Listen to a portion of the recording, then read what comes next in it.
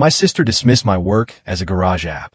2 years later, she praised my creation in front of an entire conference without knowing I was the one who built it. The truth came out in a way neither of us expected. The gentle clink of a wine glass against the polished mahogany table echoed louder than intended as my sister, Vanessa, set it down with a touch more force than necessary. I could feel the weight of everyone's gaze shifting uncomfortably between us. "When are you going to get a real job, Alex?" Vanessa's voice sliced through the ambient chatter, her words hanging in the air like a challenge. "That little app you're tinkering with in your garage isn't going to pay the bills forever." A familiar knot of disappointment settled in my chest, a sensation I'd grown accustomed to over my 34 years. The table fell into an uneasy silence. I managed a tight-lipped smile, focusing on helping my son, Noah, cut his turkey into manageable pieces. The sting of her words wasn't new. I felt it most of my life. "Noah, why don't you show Grandma how well you're doing in science class?" I suggested, steering the conversation away from me. What Vanessa didn't know, what none of them knew, was that my little app was actually HealthSync, a revolutionary healthcare management platform now being implemented in major hospitals across the country. Ironically, the same system my sister had recently championed at Memorial General after being appointed chief of surgery. Tomorrow, our carefully separated worlds would collide in a way no one at this table could anticipate. Growing up, I was always the one who didn't quite fit the family mold. My sister, Vanessa Blake, was the golden child for years older and light years ahead in the eyes of our physician parents.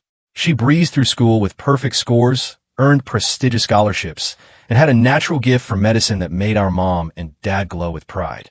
And me? I was the dreamer. The potential that never quite panned out the way they hoped. "Your sister studied 6 hours a day at your age," Dad used to say when I was buried in coding projects instead of textbooks. "Computers are fine for games, Alex.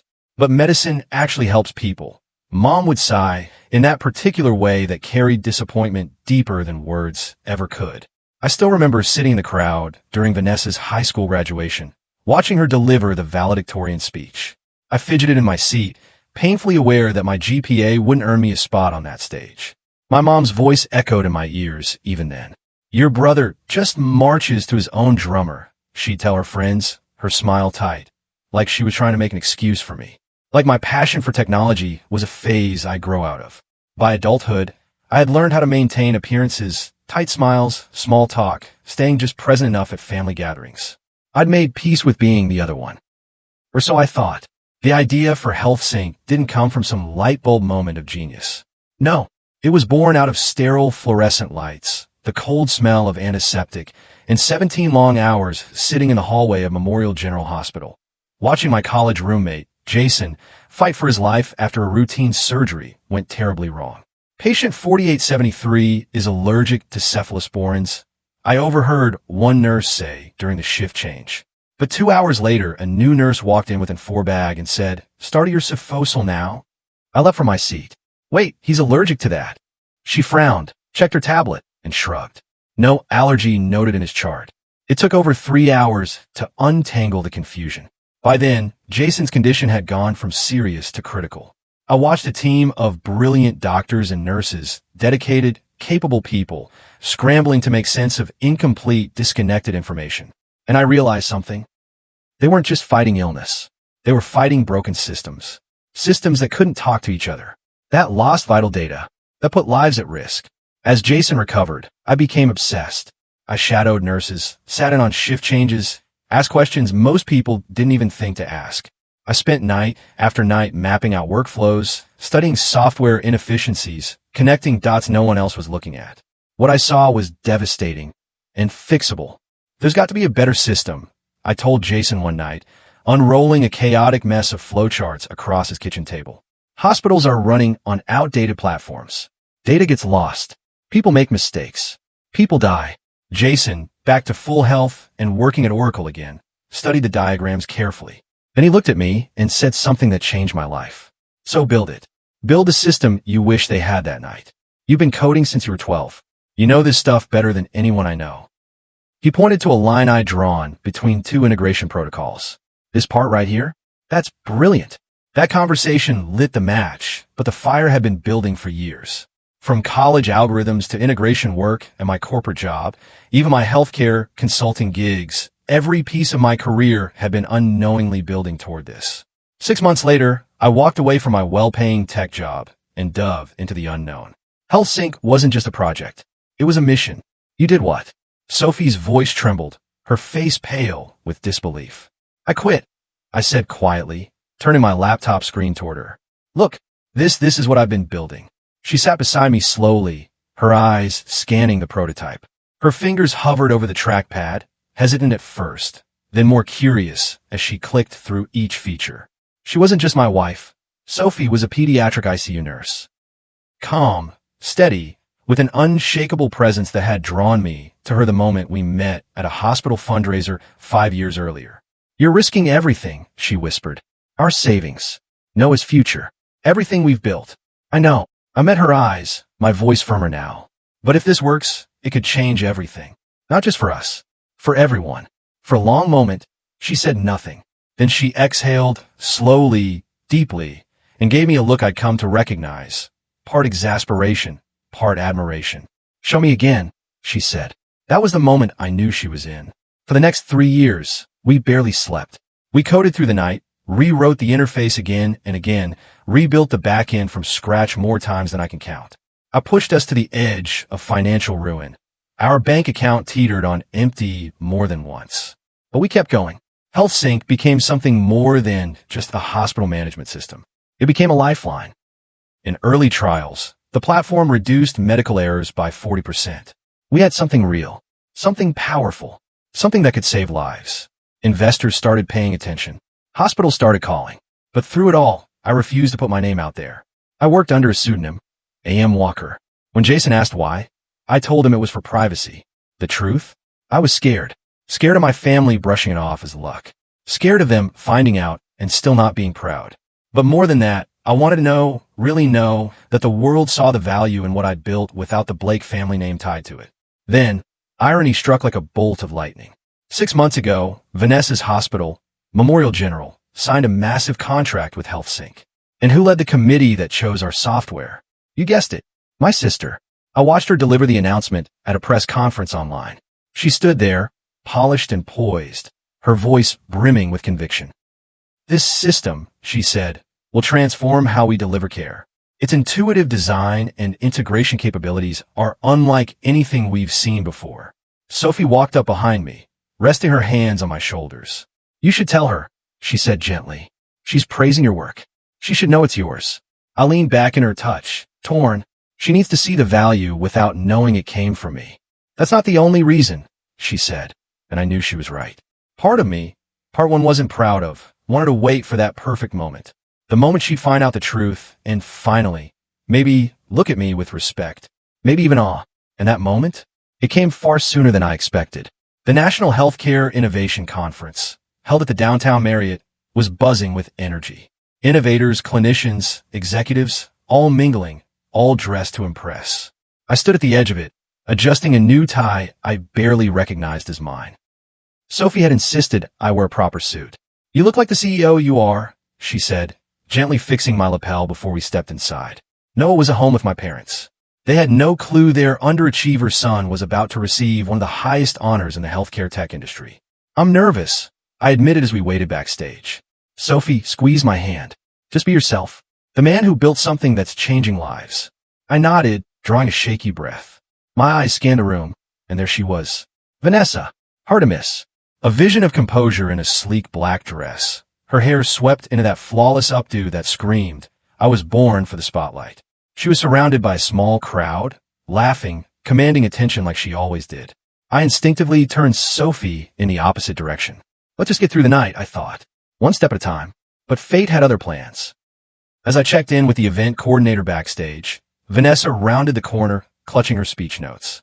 She froze. Alex. Her eyebrows shot up, surprise quickly morphing into that familiar, polished condescension. What are you doing here? Oh, are you working tech support? That's sweet.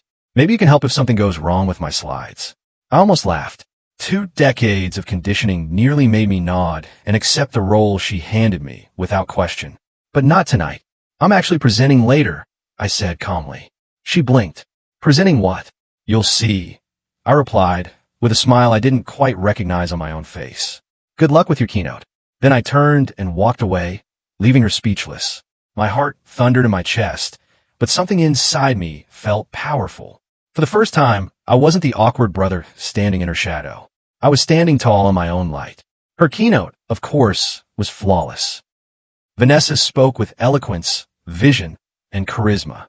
She captivated the audience as she described the technological transformation at Memorial General. She specifically praised HealthSync. This system has revolutionized how we operate, literally and figuratively, she said, her voice ringing clear across the ballroom. The integration is seamless. The interface is intuitive. Whoever A.M. Walker is, they've reshaped the future of patient care. From the back of the room, I sat with Sophie, her hand wrapped tightly around mine. Watching my sister unknowingly pour admiration onto my life's work was surreal, validating, and somehow hollow. 2 hours later, the moment finally arrived. The gala host took the stage, his voice amplified across the massive hall. And now, the moment we've all been waiting for. This year's Healthcare Innovation Award goes to a system that's already proven to reduce medical errors by over 40%. Please welcome the brilliant mind behind HealthSync, Mr. A.M. Walker. I walked out as my full name flashed across the massive screen. Alexander Marcus Walker. Gasps rippled across the ballroom. I didn't look toward Vanessa's table. I couldn't. My eyes stayed forward, locked on the podium as I accepted the crystal-clear award and stepped up to the mic. Thank you, I began, surprised at the steadiness in my voice. HealthSync was born out of a deeply personal moment. I watched someone I love nearly die, not from incompetence, but from a broken system. Vital information lost between departments, critical data falling through the cracks. That night, I realized this wasn't a one-time failure. It was happening everywhere. The lights were hot. The room was hushed, but I could still make out Vanessa, sitting stiff and unmoving at her table. I built HealthSync because I believed patients deserve better, because medical professionals deserved better tools to do their work. I paused, then added something I hadn't planned to say. My sister, Dr. Vanessa Blake, led the team that implemented HealthSync at Memorial General. She didn't know I created it, but she saw its value. And that recognition, on its own merit, means more to me than this award. She stood abruptly and left the ballroom. The applause felt distant, like it was meant for someone else. Someone not tangled in years of resentment and longing for something as simple and complicated as family validation. Later that evening, I found myself alone at the hotel bar, nursing a glass of whiskey, the weight of the night finally pressing down on me. The Crystal Award sat quietly in my room upstairs, but it might as well have been on another planet. I barely noticed Vanessa until she was right in front of me. You let me stand up there and praise your software for months without saying a word. She hissed, her tone low but furious. You made me look like a complete fool. I took a slow sip, steadying myself, feeling the emotions surge beneath the surface like a wave waiting to crash. Years of silence. Years of being the disappointment. The afterthought. Would you have chosen it if you knew I made it? I asked, keeping my voice calm. Too calm. She blinked. That's not the point, isn't it? I leaned forward slightly. Would you have even given my garage app a second look if you knew your little brother made it? She didn't answer, and in her silence, I had mine. This was about your ego, she snapped. You set me up to humiliate me. That accusation hit harder than I expected. My hand tightened around the glass, my knuckles white against the smooth crystal. No, I said, my voice barely above a whisper. This was never about humiliating you, Vanessa. It's always been about your ego. The perfect daughter, the brilliant doctor. And me? I was just wasting my time with computers, remember? I placed the glass down with a soft clink, trying to control the storm brewing in my chest. Be honest, I continued. If you had known I was behind HealthSync, would you have judged it fairly? Or would it have been another one of Alex's little experiments? Still, she said nothing. You know what's ironic? I said, the words rushing out now, bitter but true. I created something that's saving lives. The one thing you and Mom and Dad always said computers couldn't do, at least not like medicine. But even now, you still can't admit that it matters. She took a sharp breath, like I'd hit a nerve. And then her voice cracked, just a little. Do you have any idea how hard it is to be the perfect one? She said. Everyone always watching, always expecting more. Every time I succeed, the bar just gets raised. There's no winning. For a moment, I saw her. Not the polished surgeon. Not the overachieving sister. Just Vanessa. Human. Tired. I never wanted to compete with you, I said, softer now. I just wanted what I built to be seen. To be enough. She stood, grabbing her purse with trembling fingers. Well, congratulations. You finally one-upped me. I didn't try to stop her, because it didn't feel like winning. By morning, the fallout had begun. Jason called early, his voice clipped and tense. The hospital board found out who you are. Word spread fast. Now people are whispering about favoritism, impropriety. But Vanessa didn't know, I said, pacing the hallway. She had no idea I was behind it. Doesn't matter. The optics are bad. They're talking about pulling the contract. Lawyers are involved. I felt my stomach sink, but before I could respond, another call came in, this time from my parents. The screen lit up with the word mom, and I froze. Sophie, still in pajamas and holding a cup of coffee, gave me a gentle nudge. You should answer. I hesitated. A part of me, the same part that had armored itself over decades, wanted to send it to voicemail. But I didn't. I couldn't. Not this time. I put the phone on speaker. Alex, my mother said, her tone different. Almost foreign. Your father and I were just talking about your work. We always knew you were doing something important. I blinked. She continued, her voice syrupy and soft in a way that made it all feel unreal. We're just so proud. You've really made an impact. Sophie looked over at me, her brows gently furrowed, reading the tension behind my silence. She could tell this wasn't the kind of praise I had longed for. It felt too late, too convenient, like a rewritten version of history where they had always been supportive. I swallowed the bitter taste building in my throat. Thank you, I said, my voice tight. I appreciate that. But the truth? I didn't. Not because it wasn't what I wanted, but because it no longer meant what it used to. For the first time in my life, I didn't need their approval. 3 days later, the situation reached its peak. Memorial General's board called an emergency meeting. Vanessa's professional reputation was under scrutiny. Questions about ethics. Potential conflict of interest. Her entire career hung in the balance. I did the only thing I could. I picked up the phone and called her. I'll withdraw the contract, I said. No hesitation. If it protects your name, I'll terminate it. No penalties. On the other end, a pause. Then her voice firm. Absolutely not. Vanessa, they're saying, I know what they're saying, she cut in. But I won't let my pride or anyone else's destroy something that's actually saving lives. I want to do that. Not even to protect myself. It was the first time I heard genuine respect in her voice. Real, unfiltered, unguarded. Then she added, more softly, Alex, we reduced medication errors by 62% last month. A 6-year-old girl almost got the wrong chemotherapy dose. Your system flagged it. She's going home next week instead of the alternative. Her voice faltered. That one sentence, it cracked something open inside me. For all the years I've been building, doubting, struggling, this was what it was about. Saving her. Saving anyone. She took a breath, collecting herself. I'll face the board, but I could use your help. They'll have questions I can't answer. Will you be there? You want me there? I asked, unsure if I heard her right. I want the system's creator there, she clarified. That he happens to be my brother is complicated, but it matters. For a moment, I said nothing, then nodded, even though she couldn't see me. I'll be there, and I meant it, not as a chance to prove myself, but as a partner, as a brother, as someone who finally had something worth standing for. The hospital's executive boardroom was colder than I expected, not in temperature, but in presence. Polished wood, sharp suits, watchful eyes, a place where truth had to be defended with facts and delivery had to be measured like a diagnosis. Vanessa and I sat side by side for the first time in years, not across a dinner table, not exchanging passive-aggressive jabs, but as teammates. I can take the lead, I whispered, sliding the prepared documents across the polished table. She nodded just once. Her expression was unreadable, but her hand gripped the folder a little too tightly.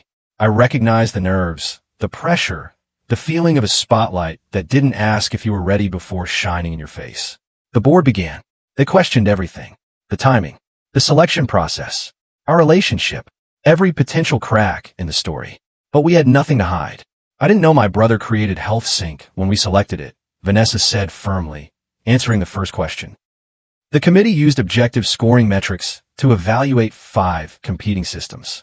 HealthSync came out on top, based purely on its merits. I followed, calm and clear. Here are the communications between me and every member of the hospital's procurement team. No names. No faves.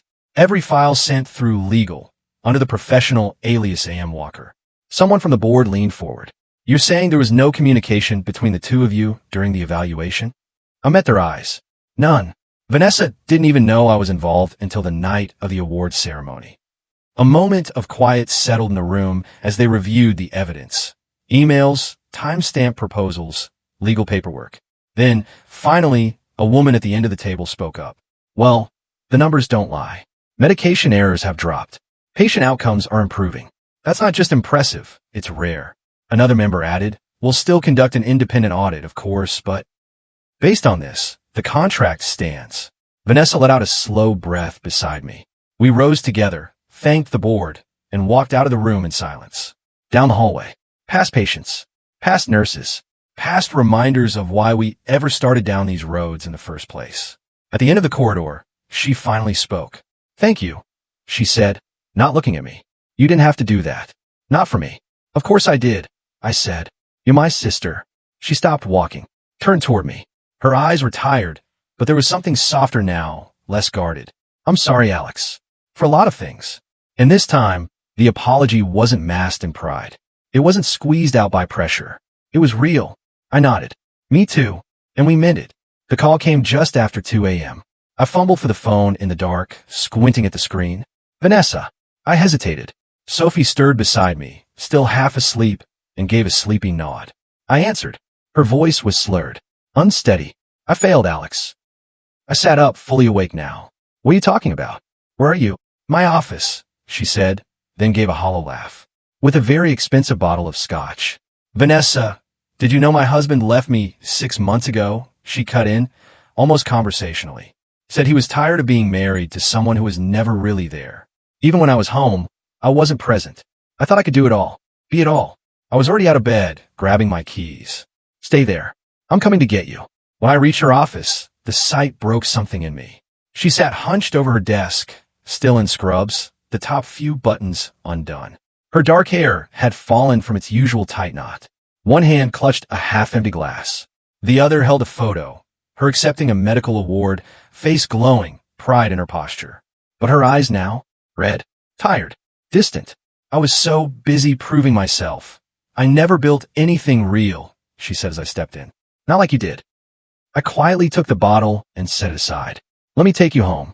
She didn't move, just stared at the photo in her hand. You know what the worst part is? She said, voice cracking. I envied you. I froze. What? I envied the life you built. The way Sophie looks at you. The way Noah hugs you like yours whole world.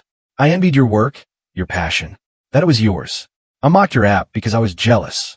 She turned toward me, eyes swimming. All these years, I wasn't looking down on you. I was scared you'd figure out something I never did. I didn't know what to say. All the assumptions I carried, about her, about us, started to unravel in that one moment. I gently helped her to her feet. We have more in common than we thought.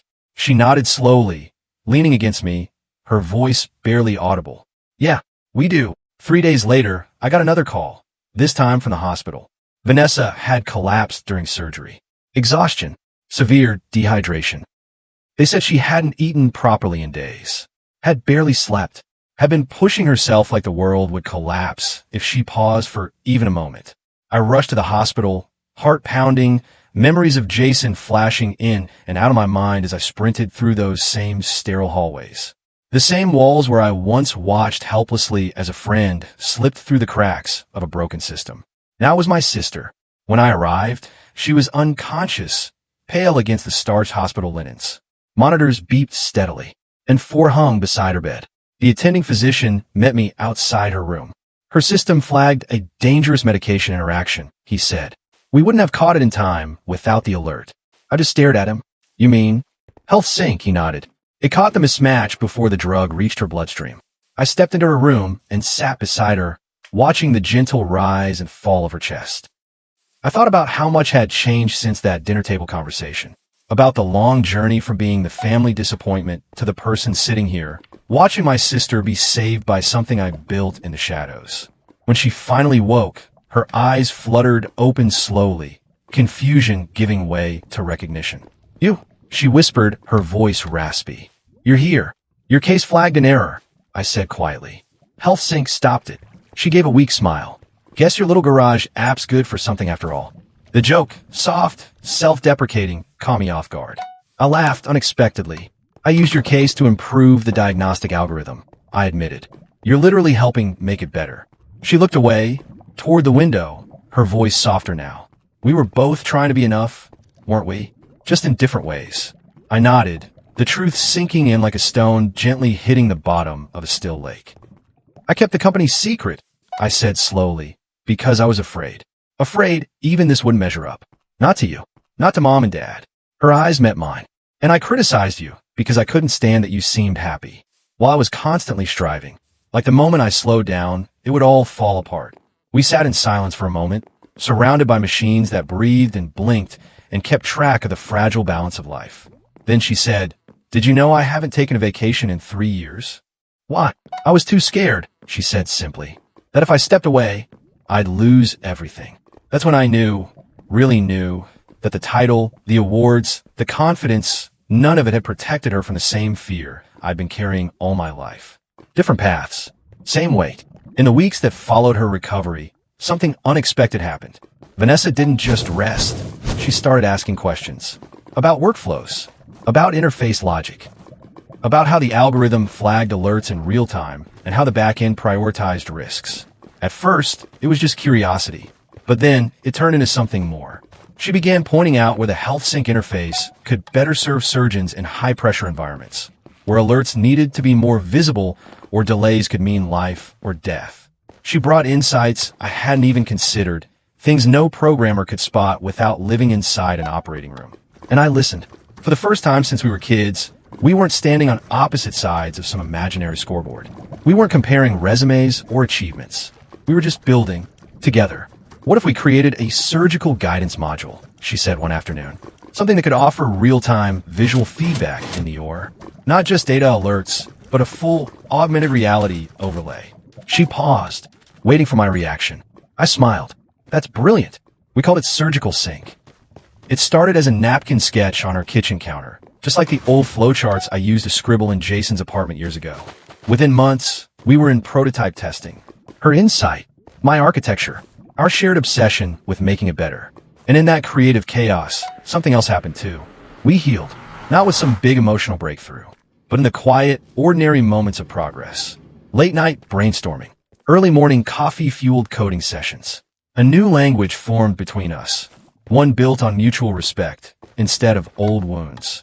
1 year later, we stood side by side on a conference stage, not as speaker and shadow, not as perfect and failure, but as equals.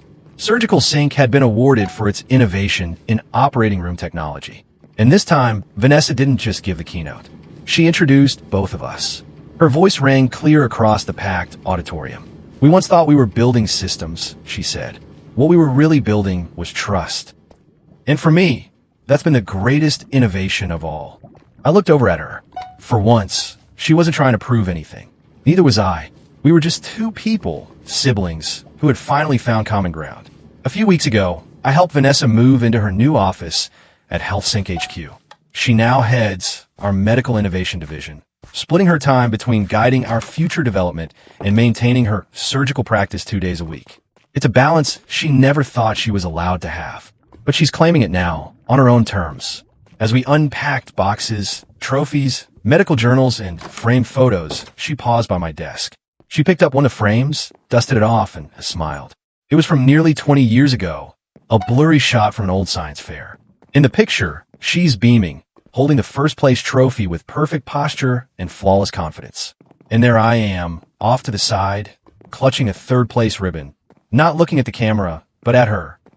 "You kept this?" she asked, her voice soft. I nodded. "Yeah, it was the last time we were really on the same team." She looked at it for a long moment. "Until now," she said, almost to herself. "We lost a lot of years in competition. Years defined by silence, resentment, unspoken expectations. But somewhere along the way, we found our way back. I used to live in her shadow. I used to believe there wasn't room for both of us to matter. That success could only wear one face, and it wasn't mine. But that wasn't true. The real breakthrough wasn't HealthSync. It wasn't even Surgical Sync. It was breaking free from the roles we were assigned. The ones that told us who we had to be, instead of who we already were. Vanessa no longer walks through the world carrying the pressure to be perfect. She's still brilliant, still fierce. But now, she's also whole, with room to breathe. And me? I no longer live for the approval I never got. I don't need it, because I know what I've built. I know what I've saved. And more than that, I know who I am. Today, Noah sits in our home office, building little robots with pipe cleaners and Raspberry Pi kits. He asks questions that make my brain hurt in the best way. But he's not afraid to show me his drawings either, or bake cookies with Sophie, or cry when he's frustrated, because he doesn't feel like he has to choose between being smart like Aunt Vanessa or creative like Dad. He sees, clearly, that both have value, and that's the legacy I care about most. Not the awards, not the product launches, not even the lives saved, though those matter deeply, but the life lived, one where the next generation knows that they don't have to fit into a box to be brilliant, that their worth isn't measured against someone else's spotlight, because sometimes the light shines brightest when it's shared. If you enjoyed this story, don't forget to hit that like button, share this video with your friends, and subscribe for more real-life family dramas. Let me know in the comments what you think about today's story. Was it fair or totally messed up? See you in the next one.